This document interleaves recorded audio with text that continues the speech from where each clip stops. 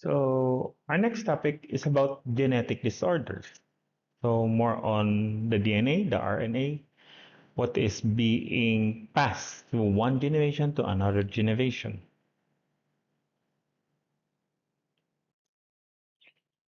So these are my contents and how we will be correlating after in clinically.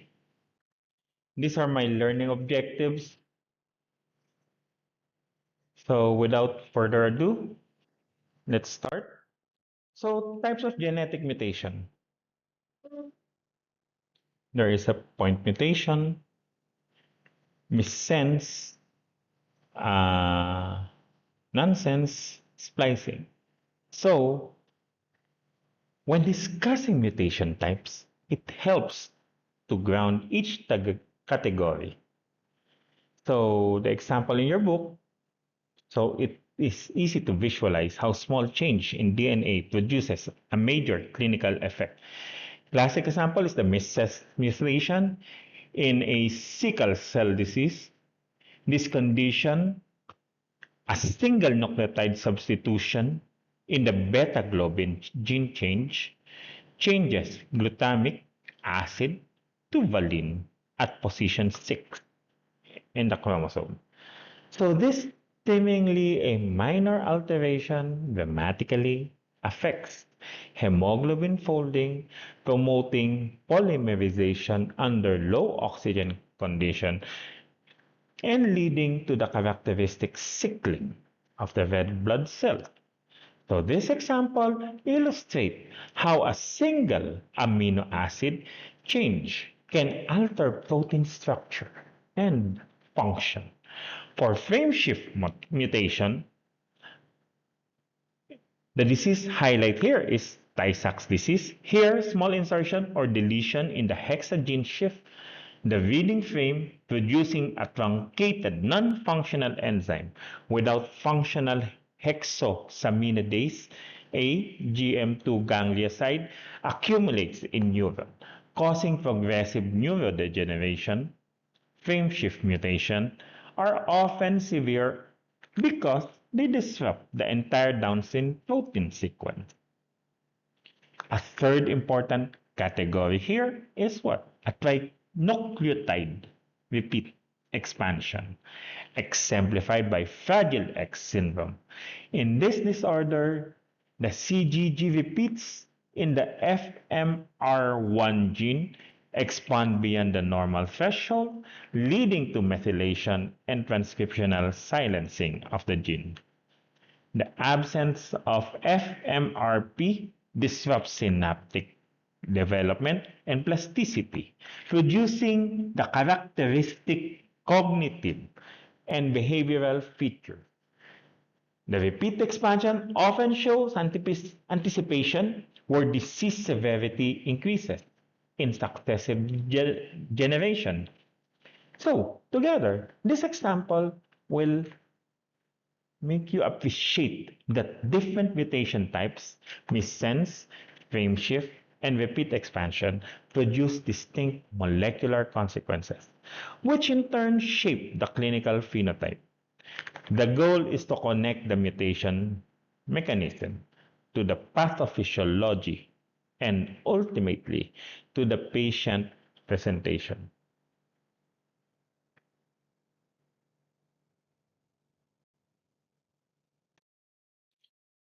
Mendelian disorder, the autosomal dominant disorders typically involve defects in structural protein or key regulatory components, where having just one mutated allele is enough to disrupt normal function because structural proteins often operate as a larger complexes. A single abnormal subunit can interfere with the entire structure. So example like Marfan syndrome, defective fibrillin 1, and familial hypercholesterolemia, LDL receptor defects, where the presence of one abnormal allele produces a clinical significant phenotype. The autosomal recessive disorder usually involve enzyme deficiency where one normal allele provides enough functional enzyme to maintain metabolic pathways. Disease manifests only when both alleles are mutated, leading to a critical drop in enzyme activity.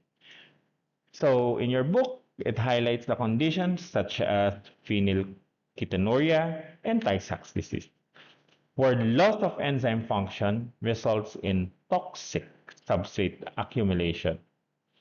So this pattern explains why recessive disorder often present in infancy and involves metabolic pathways. X-linked disorders reflects the biology of the chromosome and the process of lionization, where one X chromosome in female is randomly inactivated in each cell. As a result, females are typically carriers with variable expression depending on the pattern of X inactivation, while males having only one X chromosome express the full phenotype if that allele is mutated. Example here is the DMD, or what we call the Duchenne muscular dystrophy, and hemophilia A, where the absence of a second X chromosome in males leads to more severe disease. So these patterns helps clinicians, students connect the type of gene product involved, the structural protein, enzyme, and X-linked factor to the inheritance pattern and clinical presentation.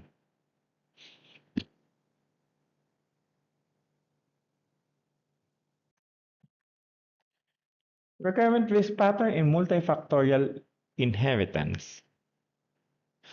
Multifactorial disorder do not follow simple, dominant, or recessive ratio because they arise from combined effect of multiple genes plus environmental influence.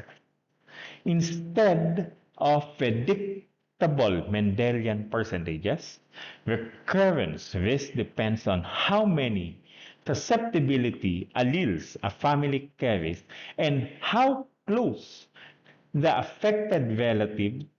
The risk is higher when more family members are affected, when the disease is more severe, or when the affected individual belongs to the sex that is usually less commonly affected. This reflects the threshold model, where disease appears only when the cumulative genetic liability crosses a certain point. Student clinicians should understand that the recurrent risk is empirical, not fixed, and increase with shared genetic background. Gene environment interaction. Multifactorial disease also illustrate how environmental exposure modifies genetic susceptibility individuals and may inherit a predisposition, but environmental triggers determine whether the threshold for disease expression is reached. A classic example include nutrition, infection, toxin, lifestyle factors, and prenatal influences. For instance, a genetically susceptible individual may develop type 2 diabetes only in the presence of obesity or sedentary behavior. Similarly, cleft lip risks increase with maternal smoking or folate deficiency in genetically predisposed pregnancy. These interactions show that genes set the baseline risk, but the environmental shapes whether and how the phenotype emerges. Integrating both concepts together, recurrence risk and gene environment interaction explain why multifactorial disorder cluster in families yet do not follow strict Mendelian pattern. Also highlight why prevention strategies often target modifiable environmental factor, even when genetic predisposition is present. This framework helps students connect molecular susceptibility to real-world clinical variability.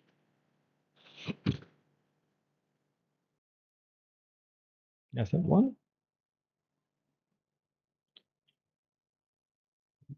Chromosomal disorder, the trisomies, the Down syndrome, and gene dosage. Down syndrome illustrates the principle of gene dosage, where presence of an extra chromosome 21 leads to overexpression of multiple genes.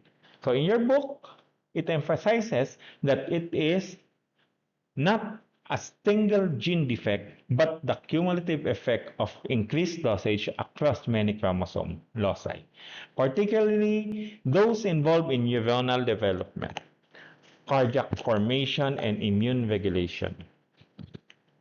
This explains the characteristic phenotype: intellectual disability, congenital heart disease, hypotonia, and increased risk of leukemia, and early onset Alzheimer's disease. The key teaching point is trisomy causes disease by increasing gene activity, not by destroying genes. Turner syndrome, or what, and SHOX, SHOX, haploinsufficiency.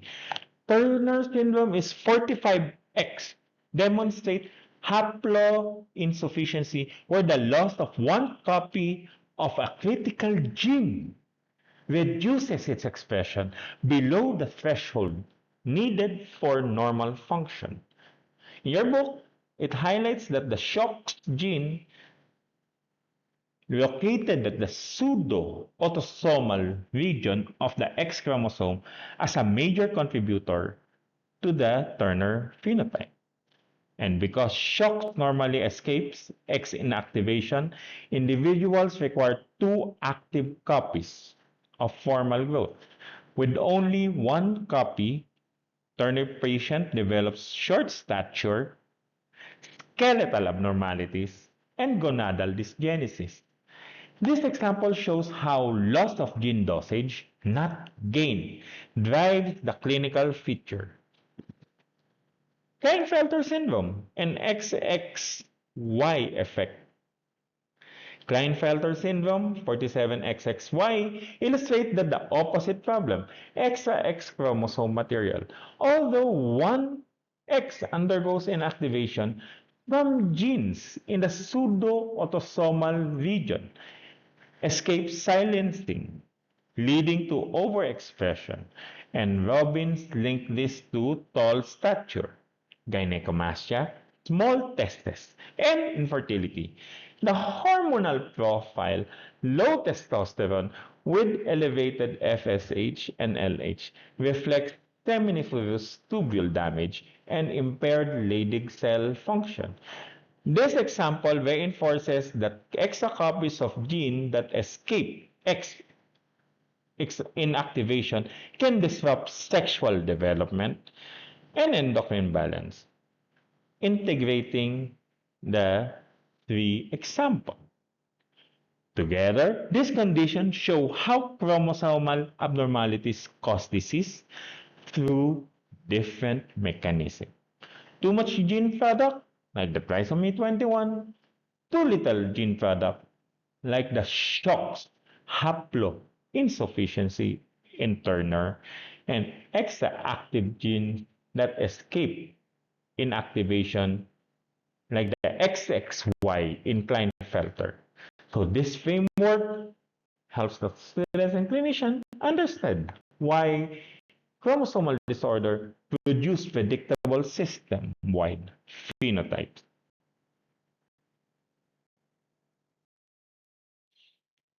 Mitochondrial DNA disorder, the MELAS and the LHON models of mitochondrial inheritance.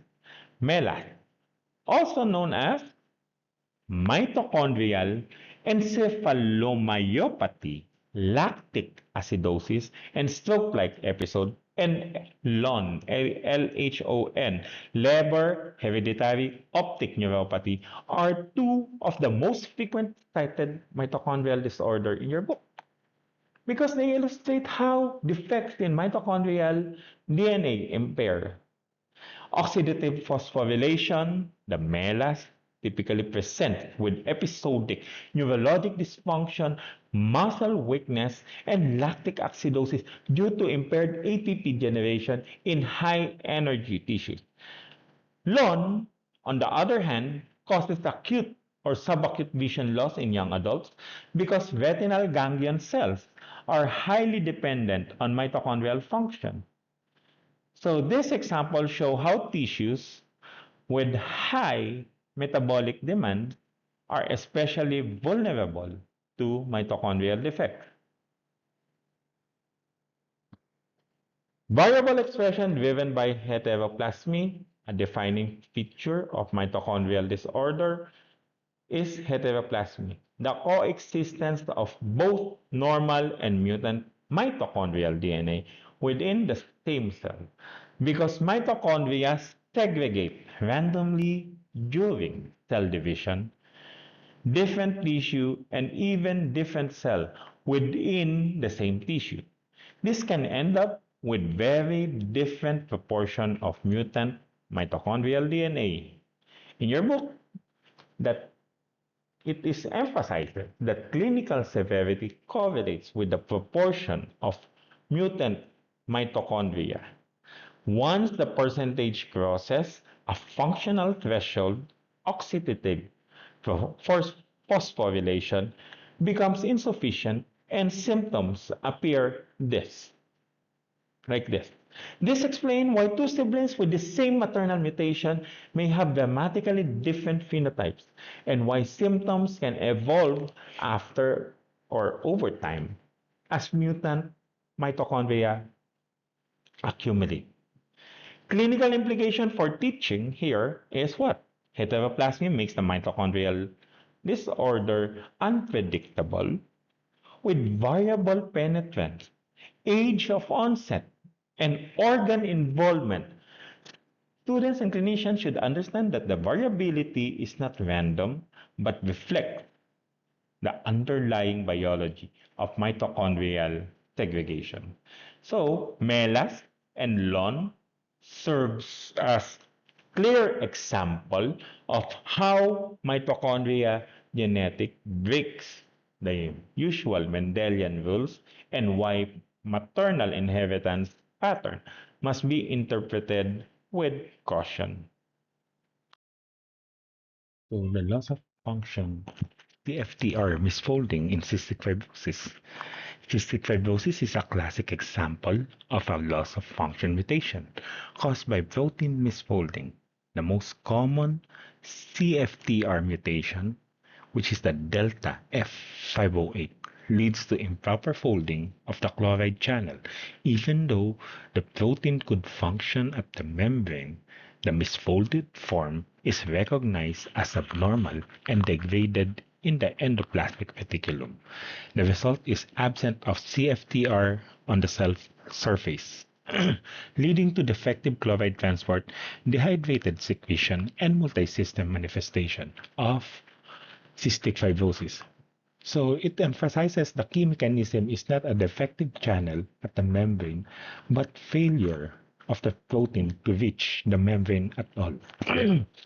The gain of function, PKSK9 mutation, and hypercholesterolemia. This mutation illustrates a gain of function mechanism where the mutant protein becomes overactive.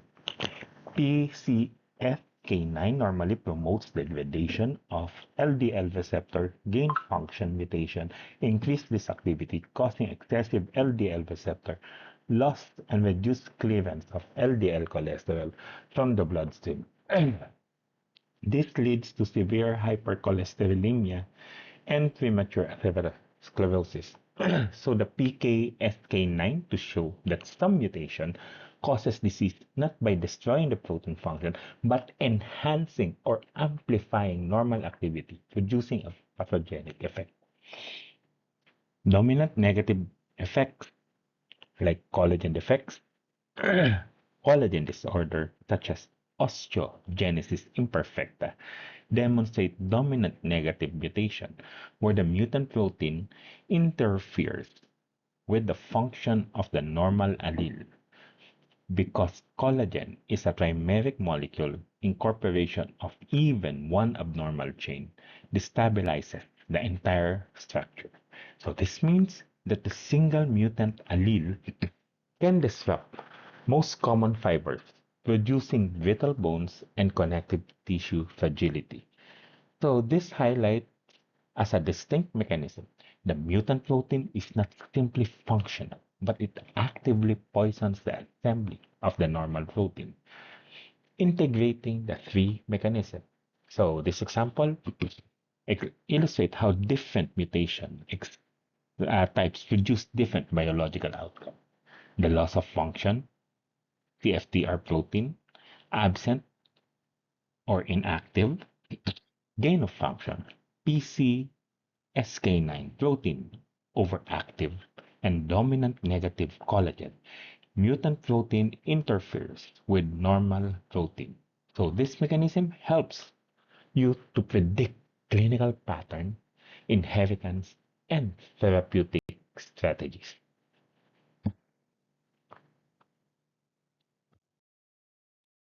So the LDL receptor defect and their phenotypic consequence. The LDL receptor pathway is essential for clearing LDL particles from blood. When the receptor is defective, LDL accumulates, producing the hypercholesterolemia and premature atherosclerosis characteristic of familial hypercholesterosis. So it organizes LDLR mutation into five mechanistic classes, illustrating different points where the receptor can fail. Class 1, there's no synthesis there. So mutation prevents production of receptor protein entirely with no receptor on the cell surface. LDL clearance is severely impaired, producing the most severe familial hypercholesterolemia phenotype with very high LDL levels and early cardiovascular disease. Class 2, or the transport defect.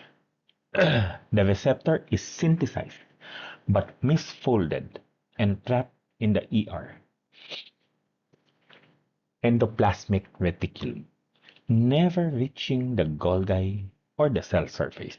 So this resembles the CFTR, the delta 508 mechanism, and results in markedly reduced receptor availability, again, causing severe hypercholesterolemia. Class 3, the binding defect, the receptor reaches the membrane but cannot bind LDL effectively because the receptor is present but non-functional. LDL upticks significantly reduce, leading to elevated LDL levels and tendon xanthoma. Class 4, the internalization defect, the receptor binds LDL normally but cannot cluster in clathrin-coated pits, preventing endocytosis. LDL remains in circulation despite normal binding, producing a similar phenotype to class 3. Class 5, recycling defect, the receptor binds LDL and internalizes it but fails to dissociate from LDL in the endosome and is degraded instead of recycled. Fewer receptors return to the surface, reducing LDL clearance and causing hypercholesterolemia. These classes show that different molecular defects in the same gene produce similar but not identical phenotypes, depending where the pathway breaks. Linking molecular mechanism to clinical expression. The LDL receptor model helps students understand 1. The loss of receptor quality. This is in class 1 and 2, produces most or the most severe disease. Loss of receptor function, seen in class 3 and 4, produces intermediate severity. Loss of receptor recycling in class 5 produces a milder but still clinically significant phenotype. So this framework reinforces the broader principle that phenotype reflects the specific molecular defect, not just the presence of a mutation.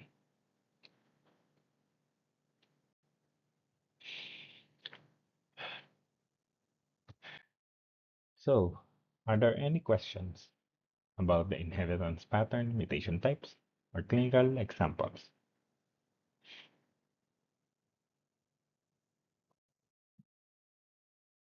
So, it is not our ability that shows what we truly are, it is our choices. This is can correlate. It's not what everything is being seen outside, right? It's your gene. So these are your this is the quote correlated to your lecture. So these are my reference and thank you.